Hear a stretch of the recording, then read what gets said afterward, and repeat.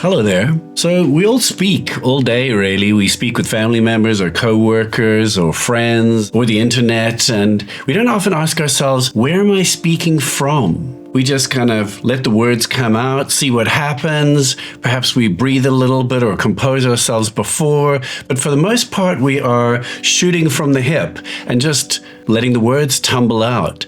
And we don't ask ourselves, where am I coming from? Why is this important? So we could be coming from a really warm and open place inside ourselves, or we could be coming from a really defensive place, or we could be coming from a place that's very into pleasing and appearing to be just perfect or okay, or trying to make other people feel better, or we could be to the absolute opposite. We could be very walled off and cold or aloof or withdrawn or something. And these are all places, you could say, inside us from which we communicate. And the curious thing about this is that most of us have got default patterns of the way we communicate, which will be isolated to certain people or family members. We'll have almost a kind of a set of ways in which we communicate with certain people. Like, let's just say if there's someone in authority, we switch on a certain way of communicating. Or if we're talking to younger people, then we can talk a certain kind of a way. Like if we talk to animals, something just switches on and suddenly we're talking like a goofy baby person. So that's all beautiful, but are we making a choice? Where am I coming from when I speak? Is it where I want to come from when I'm speaking, let's just say, to a family member, and it's the same way that I always speak, or I often come from that particular place? Is that the best place to communicate from? Is that where I want to communicate from? Is that how I want to show up in the world? Is that what I want to express to this person? So why is this important? Because we've actually got choices. And instead of running almost default scripts inside us where we show up in certain ways around people habitually in much the same ways and in ways that don't always serve us, we have a choice of shifting to, let's just say, more grounded ways of communicating or expressing from within ourselves, from parts of us that are more compassionate, more mindful, more authentic and real, more boundaried, or more connected. We just got choices. And when we use those choices, we can create connection when we're speaking.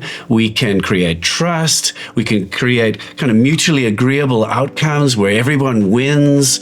And this can deeply affect, of course, our personal lives, where our relationships go a little bit smoother and warmer and more authentic. And our work lives, where I think we can create opportunities in life, create great opportunities by being someone that people trust and love and feel safe with and feel like they want to work with. And maybe they want to give you money too. So how do we put this into action? How do we explore this and use this in order to communicate better and come from somewhere a little bit more wholesome, integrated, grounded, heart-centered, and so on? The first place is to notice where we're coming from in the moment. Often we're really in our heads, let's just say, kind of up here in our heads. And so one of the first things we can do is shift where we're communicating from by dropping down. And that can mean dropping down into the heart. And that's a very practical thing of being heart-centered. So kind of dropping where we're communicating from into a more heart-centered kind of expression. Another aspect is to feel our body in the moment. So in the moment, express from a grounded and settled body. Instead of I'm up here and the words are rattling out and I'm just speaking and kind of doing it, it's like, ooh, let's slow this down. Let's get low slung and grounded. So when we're speaking from a settled body, we can often slow down, be more accurate with what we're saying, know how we're feeling in the moment to express authentically. And generally, when we're in our bodies and settled, other people's nervous systems will read that settledness and groundedness, and people will feel safe around us. Another curious one about where am I expressing from is, let's just say if there was a kind of a spatial dimension between me and you, we're having a conversation. Is there a wall between us, and how much space is there between us? So it's to become conscious of, am I speaking from behind a wall. So a real sense of I'm just trying to get quite far away from you, and I'm almost unconsciously letting you know that I'm doing that. I'm like walled off.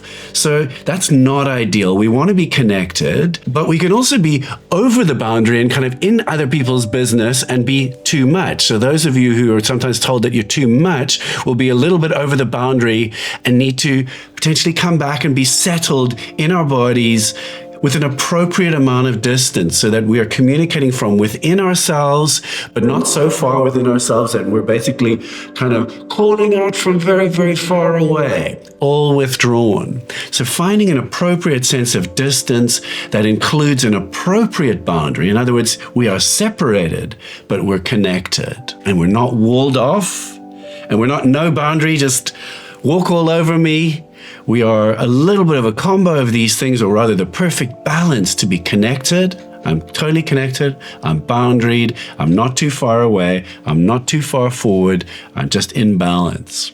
It's very subtle that, but try exploring it. Move even your physical distance when talking to someone and just see what happens. Like if you get up a little close, it'll feel a bit creepy and weird and like you're invading someone's space. And if you're far away, that might be like, I feel really safe, but it's too distant. So explore this thing of the distance between you and I.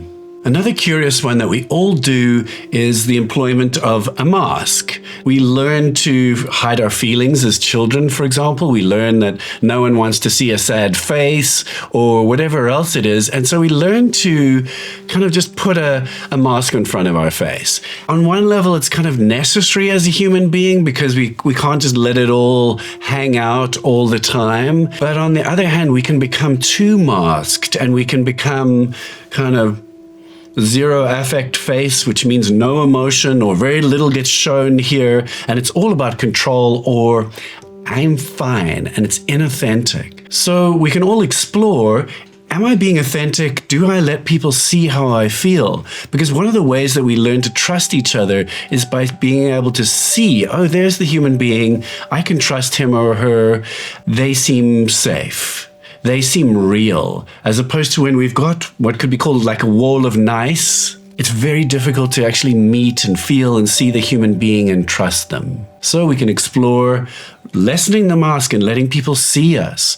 Or if you always feel just too vulnerable and too open, allowing yourself and giving yourself permission to have a conscious mask and that you choose to drop from time to time when it's safe. But ultimately, when we want to explore and play with, where am I coming from?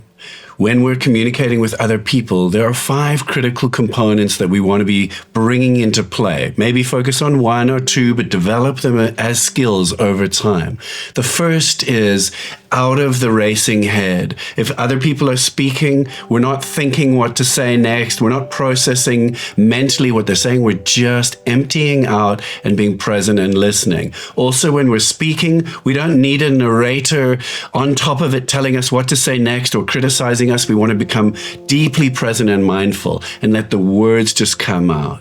Secondly, heart-centeredness, such a radically underrated and extremely important and beautiful component to bring into everything. It's just a warm, heart-centered approach. Thirdly, being connected to our guts in the moment, in other words, to our feelings, to our emotions, to our boundaries, to our intuition, our embodied intuition. And that's in the moment knowing how we feel as opposed to disconnecting from it. The fourth component is to be connected to our bodies.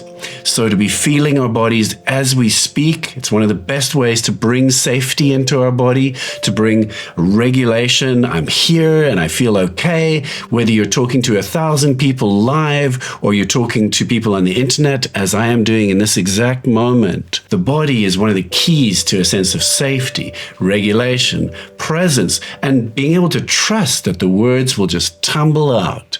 And they'll tumble out just fine. They'll tumble out clearly, and who knows where even the words come from, because right now they're just emerging from me without a plan. The fifth component is a sense of a boundary between me and you, so we have a sense of separation from everybody and a sense of connection at the same time. And this is a little bit of a paradox or a balance for us to find, is a sense that You know what? Other people's energies, vibes, intensity, needs, all of that stuff is on the other side of the fence. That's theirs. And I've got a boundary. So I'm in me, everyone else is out there. At the same time, a real deep sense of total interconnection. And so those are the 5 components we want to bring into play that will totally alter where am I speaking from. Love to hear from you. Please comment on this post and on this video to let me know and share in the commentary about where are you speaking from? Where are the places you speak from that you don't like so much? And where do you speak beautifully? And how do you do that? If you enjoyed this content and found it useful, please like and subscribe. And I'm wishing you all the joy playing with these tools. And let me know, where are you speaking from?